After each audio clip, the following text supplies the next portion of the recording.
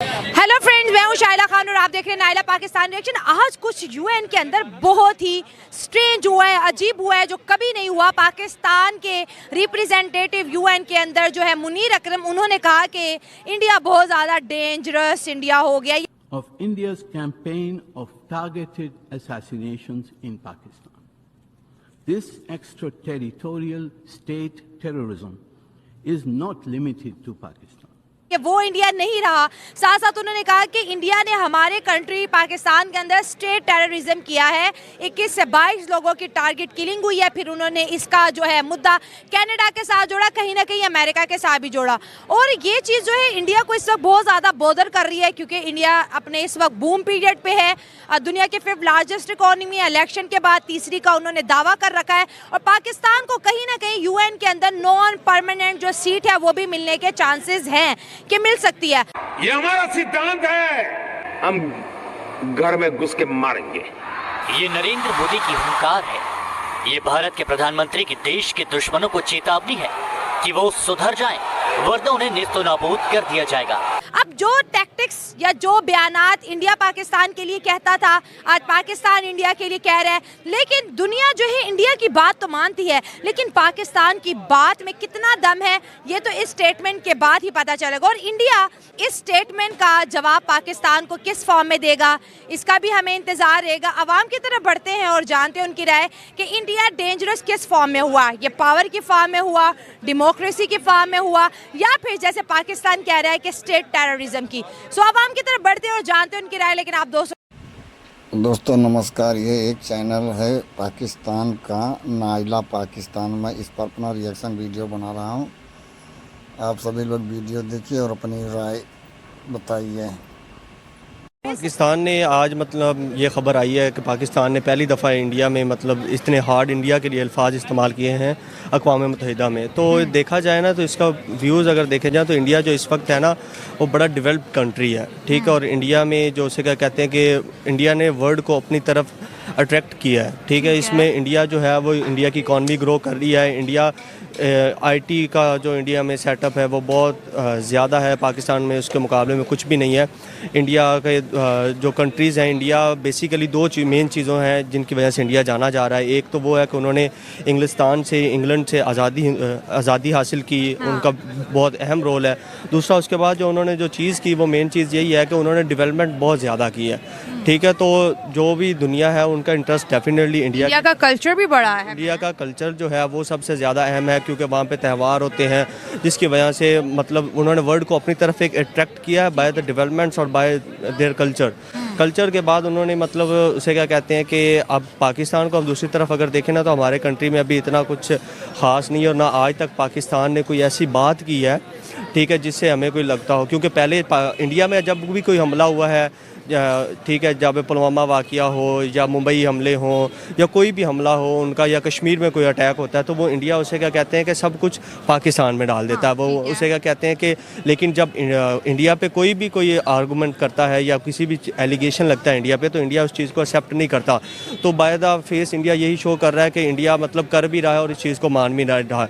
India का जो करता भी है और मानता भी नहीं है। अच्छा, फिर उसे क्या कहते हैं कि जो लीड कर रहे हैं इस वक्त नरेंद्र मोदी लीड कर रहे हैं। नरेंद्र मोदी का नैरेटिव ही यही है कि वो घर में घुस के जाके मारता है बंदे को, ठीक है। और उसे क्या कहते हैं कि वो क्या मार भी देते हैं और चीज़ का मतलब पता भी नहीं चलता। लेकिन पाकिस्तान में देखा जाए तो डायरेक्टली इन्वॉल्वमेंट्स हैं उनकी बहुत ज़्यादा। हमने देखा जाए तो कुलभूषण यादव को पाकिस्तान में बलूचिस्तान से गिरफ्तार किया था, उसका केस अभी तक सलामती काउंसिल में मतलब चल रहा है, ठीक है। इंटरनेशनल कोर्ट ऑफ जस्टिस में चल रहा है, वो पाकिस्तान में कैद है, ठीक है। उसकी फैमिली को मतलब पाकिस्तान ने भी मतलब मिलने की इजाज़त नहीं है। लेकिन उसे क्या कहते हैं कि एक हमारे पास सबूत तो है ना कि उन्होंने किया था। उसके अलावा आप देखें जब इंडिया के जहाज़ जहाँ पे गिरे थे, अभिनंदन पाकिस्तान में गिरा था, तो पाकिस्तान ने गिरफ्तार किया उसको, फिर छोड़ भी दिया।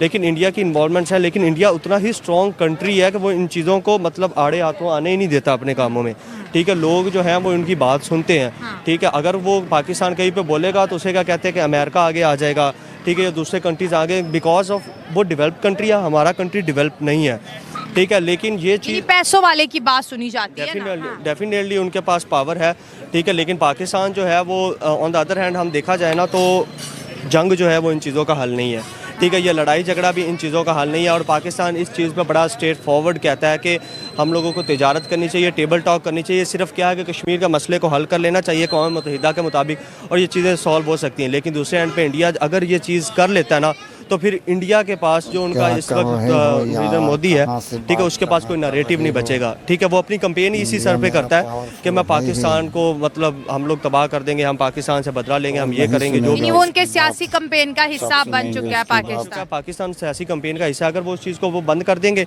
तो उसके बाद तो फिर उनको फ़ायदा नहीं, इसीलिए वो इस मसले को सॉल्व करने की तरफ आते ही नहीं है। हालांकि पाकिस्तान ने बड़ी कोशिशें भी की हैं कि हमारी जो भी गवर्नमेंट आती है, क्योंकि हम लोग तो डायरेक्टली यही कहते हैं कि बैठ के हम लोग इसको बात करते हैं, चाहे वो इमरान खान की गवर्नमेंट थी, चाहे वो वाली गवर्नमेंट है या जो भी कोई गवर्नमेंट आती है हमारी, उनका बात तो वो करने को तैयार होते हैं। लेकिन वो बीच में एक ही चीज़ आ जाती है कि इशू कश्मीर का इशू, ठीक है, जिसकी वजह से ये सारे टेररिस्ट अटैक होते हैं पाकिस्तान में, हर चीज़ होती है।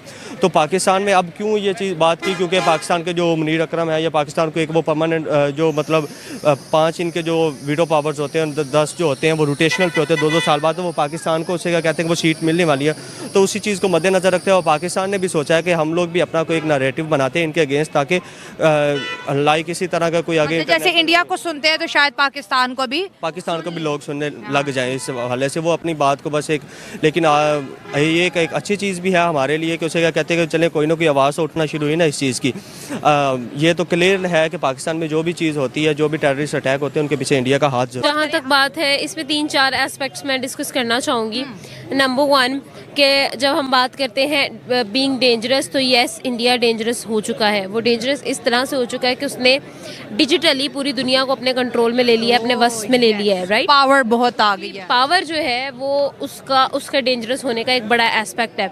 देखिए एक कंट्री डेंजरस तब होती है जब उसकी फॉरेन पॉलिसी जो है वो लीडिंग हो, उसकी जो इंटरनेशनल रिलेशंस है वो लीडिंग हो। देखिए इंडिया अब एक ऐसी स्टेट बन चुका है जिसकी बात लोगों को यानी दूसरी कंट्रीज़ को माननी पड़ती है। और जब एक ऐसी कंट्री बन जाती है, जब कोई भी कंट्री कोई भी स्टेट में आ जाती है, इस पोजीशन में आ जाती है, तो डेफिनेटली वो डेंजरस हो जाती है। भाई उसको किसी की कान, जिसको हम कहते हैं ना पंजाबी में, वो नहीं रहती। नंबर 2 मैं बात करूँगी जो सीरियल किलिंग वाला और जो टेररिज्म वाला एस्पेक्ट उन्होंने छेड़ा है, ये कुछ इस तरह की बातें कभी इंडिया की अक्रॉस द बॉर्डर हमारे लिए होती है, कभी हमारे तरफ से अक्रॉस द बॉर्डर उनके लिए होती हैं। वो क्यों होती हैं ये भी मैं आपको डिस्कस कर लेती हूँ। यस, ऐसा नहीं है कि लोग झूठ की बिना पर ये बातें कर देते हैं, नो। कुछ ऐसी ब्लैक शीप्स होती हैं जो वहाँ भी हैं और यहाँ भी हैं, जो हमारी कंट्रीज़ को एक साथ जुड़ने नहीं देती हैं, जो अभी भी उसी तरह का जो है मैं कहूँगी स्टीरियोटिपिकल माइंडसेट के साथ वो लोग आगे बढ़ रहे हैं। और अभी तक जो है उनकी माइंड से वही चीज़ नहीं निकली कि भाई उनके प्राइम मिनिस्टर भी तो कहते हैं ना घर में घुस के मारेंगे ना। जब जब यहाँ पे कोई मरता है जिसका ताल्लुक इंडिया की टेररिस्ट लिस्ट में होता है, वो कहते हैं देखा घर में घुस के मार दिया। तो वो कहीं ना कहीं अपनी विक्ट्री को भी इंजॉय करते हैं और साथ मानते भी नहीं है। देखिए मेरी बात सुने, आपको मैं यहाँ पर ये चीज़ क्लियर करना चाहूँगी कि जब हम लोग इस तरह की चीज़ करते हैं ना, तो हम लोग भी उस चीज़ के अंदर एक प्राइड शो करते हैं। आप माने या ना माने, आप इस चीज़ को एग्री करें या ना करें, एक राइवलरी वाला जो फैक्टर है ना वो एग्जिस्ट करता है इन दोनों कंट्रीज़ के अंदर। हम हज़ार कहें कि हमें बहुत प्यार है, हमारे रहन सहन एक जैसा है, हमारी लड़ियाँ एक साथ मिलती हैं, हम 100 साल एक साथ रहे हैं, ये सारी चीज़ें हम लोग कहते हैं और हम लोगों ने बारहा लोगों तक ये बात पहुंचाई भी है। बट ये जो रिवेलरी, आप हमारे पास आए, ठीक है, और आप हम लोग ना कुछ इंटरनेशनल फोरम्स पर बात करते हैं और उनके कुछ इंटरनेशनल इवेंट्स थे जिन पर उन्होंने उनको इनवाइट किया था, उन्होंने मना कर दिया। लेकिन उससे हुआ ये, जब उन्होंने मना किया तो क्या हुआ कि फॉरेन पॉलिसी उनकी देखे कितनी इंडिपेंडेंट है कि एस जयशंकर खुद वहाँ चले गए। ना सिर्फ वहाँ गए, उन्होंने वहाँ पर मिलियंस ऑफ डॉलर की डील की, ठीक है। वहाँ पर जाकर वो लोग अपनी ट्विटर अकाउंट पे, सोशल मीडिया अकाउंट पे एक्टिव रहे और उन्होंने वहाँ की मैनेजमेंट को कम्प्लीटली अपने फेवर में लिया। Even though the prime minister didn't go, it didn't even bother them, right. तो मुझे ये समझ नहीं आती कि how is it possible India है कुछ भी पॉसिबल है। चलो आखिरी सवाल, आमना आदिल आपको पता है पॉलिटिक्स में बड़ा इंटरेस्ट रखती हैं और बड़ी गहरी बातें करती हैं छोटी सी उम्र में। अच्छा आमना, ये बताओ कि जो दुनिया के अंदर एक नारा है, ये जो पाकिस्तान को खतरा है कि मोदी बहुत पावरफुल है और बड़ा पावरफुल लीडर है, और हमारे तो अक्सर शो में हम सुनते हैं कि उन जैसा पॉलिटिशियन पूरे पाकिस्तान में एक भी नहीं है। हैं, तो उनकी पावर को कितना आप मानती हैं कि वाकई स्ट्रॉन्गर, कहीं ना कहीं हमारे सियासतदान भी नरेंद्र मोदी से जो है कहीं ना कहीं एफर्ड है? देखें, ये चीज़ आपकी मैं एग्री करूँगी, 100% एग्री करूँगी। डेफिनेटली आप भी बहुत ज़्यादा इस चीज़ के साथ इन टच रहती हैं। मैं नहीं कहती, ये आप नहीं कहती, ये हम यूट्यूबर्स नहीं कहते, बल्कि ये गूगल कहता है। आप गूगल पे सर्च करें मोस्ट इन्फ्लुएंशियल लीडर, तो आपको नरेंद्र मोदी मिलेगा। Really? यस, ठीक है, आपको वो मिलेगा। एक ऐसा पॉलिटिशियन है नरेंद्र मोदी जिनके यूट्यूब पे भी आप फॉलोअर्स देख ले तो आप हैरान हो जाए। नंबर 1 फॉलोअर्स जो हैं नरेंद्र मोदी के, अगर पॉलिटिशियन के यूट्यूब की बात करें। मैं मतलब ये भी देख रही थी कि व्हाट्सएप पे चैनल उन्होंने बनाया, ओवरनाइट उनके जो है वो 10 मिलियन फॉलोअर्स हुए। मतलब इस तरह की बहुत सारी चीज़ें, बड़ी फैन फॉलोइंग है। उस बंदे ने एग्जैक्टली उस बंदे ने इंस्पायर किया है। और इंस्पायर क्यों ना हो लोग उनसे, इर्रिस्पेक्टिव कि हम पाकिस्तान से हैं या फिर वो लोग इंडिया वाले हैं। मैं यहाँ पाकिस्तान में खड़ी हूँ, हम लोग पाकिस्तान में बात कर रहे हैं। मैं खुद इंस्पायर्ड हूँ कि यार 10 साल के टेन्योर के अंदर उस बंदे ने ज़मीन को आसमान बनाया है, आसमान करके दिखाया है कि भाई मतलब एक चीज़ को उठा के ना उसने उसका लेवल ही चेंज कर दिया है। सो दिस इज समथिंग जो आपको जिससे आप इंस्पायर हुए बगैर रह नहीं सकते। ये बताया कि वाकई डेंजरस है जो पाकिस्तान ने कहा। देखिए, कुछ ब्लैक शीप्स हैं, मैंने आपको पहले भी कहा, वो यहाँ पे भी हैं, वो वहाँ पे भी एग्जिस्ट करती हैं, ठीक है। कुछ ऐसे कहते हैं ना आपके, हम कह लेंगे जो एक्सट्रीमिस्ट एलिमेंट्स होते हैं, वो वहाँ पे भी हैं, वो यहाँ पे भी है, नो डाउट वो एग्जिस्ट करते हैं, ठीक है। उनका जो है ना वापस ट्रैक पर आना और उनकी काउंसलिंग, पाकिस्तान का डर भी फिर जाए। एग्जैक्टली, इंडिया का नाम 22 किलिंग हो चुकी हैं और डर दोस्तों कहीं ना कहीं पर जाए। ये जो स्टेटमेंट मुनीर अकरम साहब ने दिया, ये पॉलिटिकल स्टेटमेंट होता है, ये कोई डेंजरस वाला नहीं होता है। अच्छा, इसमें ये देखें, आपके पॉलिटिकल जब भी फॉरेन पॉलिसी में, आपके यूएन में जब भी आपके कोई ऐसे कॉन्फ्रेंसेस होते हैं, तो बाज़ गाए बगाए या तो इंडिया वाले स्टेटमेंट देते हैं पाकिस्तान को, या पाकिस्तान वाले इनको दे देते हैं। इसका मतलब ये नहीं कि वो डेंजरस है या हमारे ऊपर हावी है। और ये इससे डेंजरस से मुराद ये ले सकते हैं कि लास्ट 2 ईयर से हमारे पास 25 किलिंग्स हो गए पाकिस्तान में, वो टेररिज्म के थ्रू वो इंडिया इसमें इन्वॉल्व है, ठीक है। इंडिया लास्ट 2 ईयर से हमारे ऊपर, हमारे कंट्री के ऊपर थोड़ी सी वो अपनी चालाकी दिखा रही है। इसकी वजह ये है कि इंडिया जितनी भी काम करती है इंटरनेशनली फोरम में, इसका आवाज़ फर्दर प्रोसीड नहीं होता। इसकी वजह है कि इंडिया ने अपने इकोनॉमिकली स्ट्रेंथन किया हुआ है और इसके इंडस्ट्रीज़, आईटीज़, उसने अपने आप को बड़ा स्ट्रेंथन किया हुआ है। इसी स्ट्रॉन्ग पोजीशन पे है, स्ट्रॉन्ग पोजीशन पे। और जो वीटो पावर्स होते हैं 5 कंट्रीज, उसमें से ये है कि 5 मेजर पावर में से इंडिया की बात सुनी जाती है। एक्चुअली बेड लगली हमारी की जो सिर्फ चाइना एक्सेप्ट चाइना को, बाकी हमारे 4 कंट्री जो वीटो पावर्स होते हैं वो हमारा सपोर्ट नहीं करती है। और इंडिया की फॉरेन पॉलिसी बेहतर है क्योंकि उनके इकोनॉमिकली वो स्ट्रांग थे, ठीक है। और बाज़ वक़्त ये हो सकता है कि अभी जो स्टेटमेंट दिया है, इस स्टेटमेंट के थ्रू इंडिया वाले एक्शन करेंगे, इसके बाद रिएक्शन देंगे, इसके बाद ये मामला थोड़ा सा और आगे चलेगा। क्योंकि इसमें ये होगा कि जो मेजर पावर्स आएंगे, चाइना हमारी तरफ आएगी, उसमें ये सपोर्ट बता देंगे, और हमारे इस्लामिक कंट्रीज़ हैं वो हमारे सपोर्ट में आएंगे। वो कहेंगे कि लास्ट 2 ईयर से इंडिया पाकिस्तान के टेररिज्म में किसी न किसी तरीके से हिस्सा ले रही है। तो इसीलिए ये हमारे लिए एक सपोर्टिव सेंटेंसेस होगा और सपोर्ट होगा कि हमने लास्ट मुनीर अकरम साहब ने जो स्टेटमेंट दिया है, इसका बड़ा सपोर्ट होगा। और इवन अगर मेजर पावर हमारे ऊपर थोड़े से प्रेशर भी करेंगे कि आपने डेंजरस वर्ड कैसे इस्तेमाल किया, आप क्या इसके एलोबरेट कर सकते हैं कि नहीं कर सकते, इसी को हम लेकर अभी फॉरेन पर ये स्टेटमेंट हमारे आवाम के लिए खुशाइन है। इस तरह के अल्फाज पहले कभी इस्तेमाल नहीं हुआ है। हुए थे। इन्होंने बड़ी अच्छी बात की कि पाकिस्तान को अब थोड़ी पावर मिलेगी। दोस्तों, इंडिया के जो थिंक टैंक है वो इस चीज़ को लेके बहुत ज़्यादा जो है सोच रहे हैं कि क्योंकि पाकिस्तान को हो सकता है कि नॉन परमानेंट सीट यूएन की मिल जाए। और जिस तरह इंडिया ने हर फोरम के ऊपर पाकिस्तान को ये बावर करवाया कि ये जो है पाकिस्तान हमारे मुल्क में स्टेट टेररिज्म करवा रहा है, आज पाकिस्तान भी इंडिया को उन्हीं नामों से पुकार है कि इंडिया हमारे मुल्क के अंदर जो है स्टेट टेररिज्म करवा रहा है। और इसका सबूत अक्सर हमें मिलता है, जैसे घर में घुस के मारेंगे मोदी साहब कहते हैं या योगी साहब कहते हैं, कुछ उनकी सियासी कैंपेन भी है, फिर कनाडा में निजर की किलिंग का मामला होता है, फिर अमेरिका के अंदर अटैम्प्ट होते हैं। तो कहीं ना कहीं सब ताल्लुक इंडिया से जोड़ने की कोशिश करते हैं। लेकिन सर बात यहाँ पर ये, हम दोनों कंट्रीज़ में अमन की बात करते हैं कि यार बड़े बड़े क्लैशेस हो गए, बड़ा कुछ हो गया, हमने भी इल्ज़ाम लगाए, उन्होंने भी लगाए, कहीं हमारी गलती भी रही होगी, कहीं उनकी गलती भी रही होगी। ऐसा नहीं कि गलती वन साइड थी।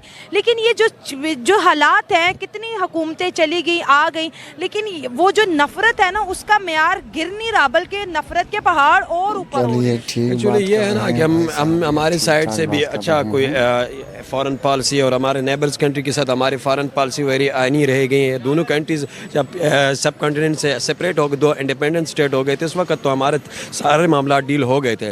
बट अनफॉर्चुनेटली हमारे 3 से 4 फोर्स वार्स हो गए। उस वार्स में हमारा कंक्लूजन कुछ नहीं निकला, सिर्फ हमारे लॉजेज और कैजुअलिटीज़ के अलावा। तो हमें चाहे कि एक वेल एंड फॉर्निश, जैसे कि अभी डिफरेंट वर्ल्ड में इंटरनेशनली जो नेबर कंट्रीज़ हैं अपने साथ ट्रेड ओपन किया हुआ है। इंटरनेशनली अपने जब भी न्यू गवर्नमेंट आती है इनको कंग्रेचुलेशन करते हैं और इनके साथ ट्रेड करते हैं, बिजनेस पे फ़ॉरन पे इन्वेस्टमेंट करते हैं, मुख्तलिफ अपॉर्चुनिटीज़ मुहैया करते हैं, ताकि हमारे अभी देखें अगर इंडिया के साथ ट्रेड हो जाता है या फॉरेन पॉलिसी अच्छी हो जाती है तो हमारी इकनॉमिक भी स्ट्रॉन्थ होंगे, हमारे और जो सिक्योरिटी इश्यूज़ है वो भी क्लियर होंगे।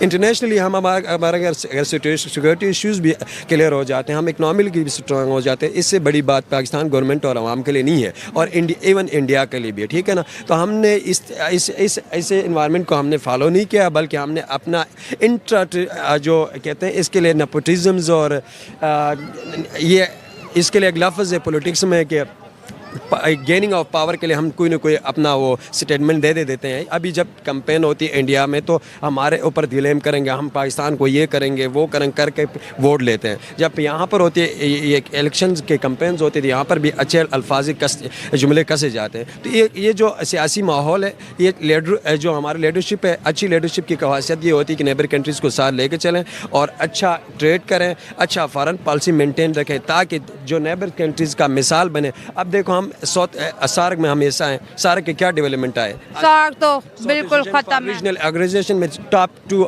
कंट्रीज़ में आती है पाकिस्तान और इंडिया, ये अभी अपनी क्लैश में लगे हैं। रीजनल ऑर्गेनाइजेशन हमारे स्लो, और साथ में आसियान को देखें, आसियान कितनी प्रमोट करती है, साथ में यूरोपीय यूनियन को देखें। हमने तो अपने आप को ही अपनी पाँव पे कलोड़ी मारते हैं। सब कंटिनेंट का ऐसा था भाई, हमारे से में जो था हमने रेडियो क्लेफ अवार्ड के थ्रू हमने सारा कुछ कर दिया। अभी वार के थ्रू कुछ हासिल नहीं होना। आजकल दुनिया है आर्टिफिशियल इंटेलिजेंस की दुनिया, हमने मिलकर चलना है, हमने अपनी ये क्लैशेस ख़त्म करना है। ये टेररिज्म, आज टेररिज्म है इधर है तो कल उधर हो जाएगी। ये टेररिज्म ख़त्म होने वाली नहीं है जब तक हमारे दिल के अंदर और हमारे लीडरशिप क्वालिटी अच्छी नहीं आती। खुद की क्वालिटी बेहतर करना पड़ेगी, फिर ही दहशतगर्दी उस पार और इस पार खत्म। आवाम की राय आपको कैसी लगी कमेंट्स में शेयर करें। मिलते हैं अगले प्रोग्राम में, दुआ में याद रखें। God bless you. तो दोस्तों आप सभी लोग को वीडियो कैसे लगी? अगर वीडियो आप सभी लोग को अच्छी लगी हो तो कृपया लाइक और सब्सक्राइब कर देना और एक कमेंट भी कर देना। अब मिलते हैं आप सभी लोग अगले वीडियो में। जय हिंद दोस्तों, वंदे मातरम दोस्तों।